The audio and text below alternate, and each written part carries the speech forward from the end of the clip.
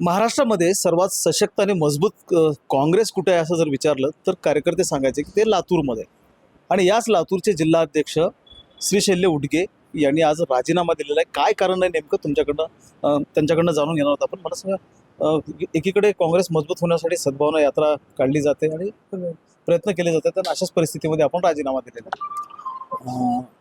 नोंदणी साहेब, आपल्याला 23 नोव्हेंबरला ज्यावेळेस महाराष्ट्राच्या विधानसभेचे निकाल आले आणि त्या निकालाच्या नंतर लातूर जिल्ह्यात ग्रामीणच्या काँग्रेसने 3 जागा लढवल्या आणि त्यापैकी एक शहर मतदारसंघात आपल्याला यश मिळालं, बाकीच्या दोन्ही मतदारसंघामध्ये आपल्याला अपयश आलं.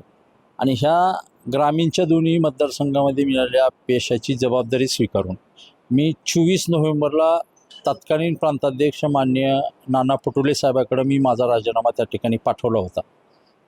पण त्या दरम्यानच्या काळामध्ये महाराष्ट्रातल्या पराभवाची काँग्रेस पक्षाची जबाबदारी स्वीकारून माननीय नाना पटोले साहेबांनी देखील त्या ठिकाणी राजीनामा अखिल भारतीय काँग्रेस कमिटीकडे त्या ठिकाणी पाठवला होता. आणि त्या ठिकाणी त्याच्यामुळं माझा राजीनामा त्या ठिकाणी स्वीकारला गेला नाही. आणि मग नवीन प्रांताध्यक्ष मान्य सपकाळ साहेबांची त्या ठिकाणी हर्षवर्धन सपकाळ साहेबांची त्या ठिकाणी नियुक्ती झाली. त्यांनी पदभार स्वीकारला आणि त्यांनी 24 फेब्रुवारीला त्या ठिकाणी जिल्हाध्यक्षांची बैठक मुंबईला बोलवली.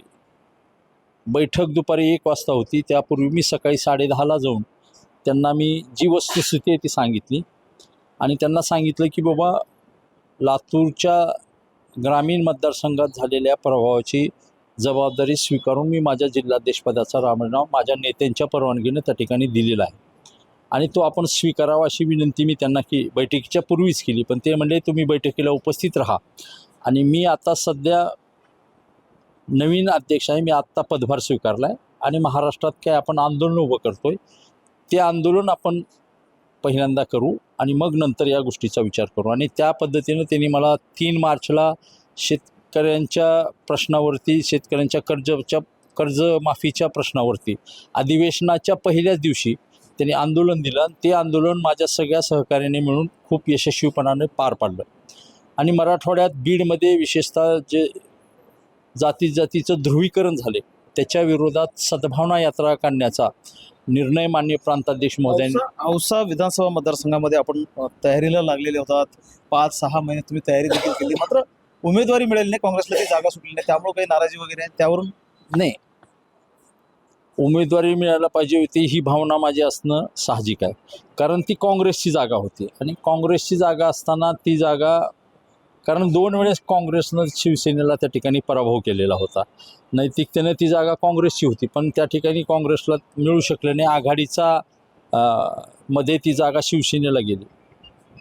हे काय पहिलीच वेळ नाही की मला त्या ठिकाणी तिकीट नाकारण्यात आलं. यापूर्वीही मी 2दा तिकीट मागितलं होतं. त्याच्या अगोदरही माझ्यावर ह्या पद्धतीने झालं. मी एक काँग्रेसच्या संस्कृतीत वाढलेला कार्यकर्ता आहे. त्याची नाराजीची की काही किनारी ह्याच्यात आहे असं मला वाटत नाही. आणि पक्षावरती माझा विश्वास आहे, पक्षाच्या नेतृत्वावरती विश्वास आहे. निश्चितपणानं ही नैतिक जबाबदारी स्वीकारून मी माझा राजीनामा दिला. आता पुढे काय? पुढे जो निर्णय पक्षाध्यक्ष आणि आमच्या जिल्ह्यातले नेते घेतील तो मला मान्य असेल आणि भविष्यामध्ये जी काही जबाबदारी त्यांच्या माध्यमातून मला मिळेल ती करण्याचा प्रामाणिकपणे काँग्रेसचा कार्यकर्ता म्हणून प्रयत्न करेन. पण हीच योग्य वेळ आहे की लातूर जिल्ह्याला एक योग्य आणि सक्षम असा चांगला नेतृत्व जिल्ह्याच्या काँग्रेसला त्या ठिकाणी मिळाला पाहिजे. कारण आता दिवाळीमध्ये स्थानिक स्वराज्य संस्थेच्या निवडणूक आहेत आणि त्या निवडणुकीमध्ये संघटन बांधायला त्या जिल्हाध्यक्षाला त्या ठिकाणी वेळ मिळेल आणि योग्य असं नेतृत्वाच्या माध्यमातून नवीन कार्यकर्त्यांची एक फळी त्या ठिकाणी उभा राहू शकेल. म्हणून मी काल माझा राजीनामा मान्य प्रांताध्यक्ष महोदयाकडे त्या ठिकाणी दिलेला आहे. महेंद्र जोंधळे, ट्यून मराठी, लातूर.